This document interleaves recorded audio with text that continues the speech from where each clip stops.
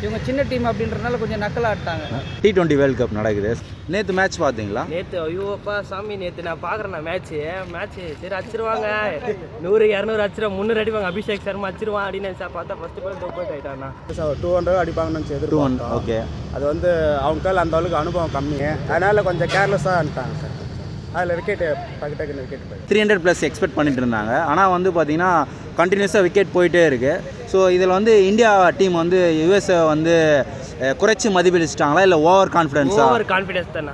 USA நல்லா bowling போட்டாங்க, அடிக் பண்ணி எல்லாருமே ஓவர் கான்ஃபிடன்ஸ் தான். Abhishek golden duck, Shivam Dube golden duck. ஒரு 3 விக்கெட் போகும்போது என்ன பண்ணியிருக்கணும், இவங்க வந்து அக்ஷர் பட்டேல் இறக்கிருக்கணும்.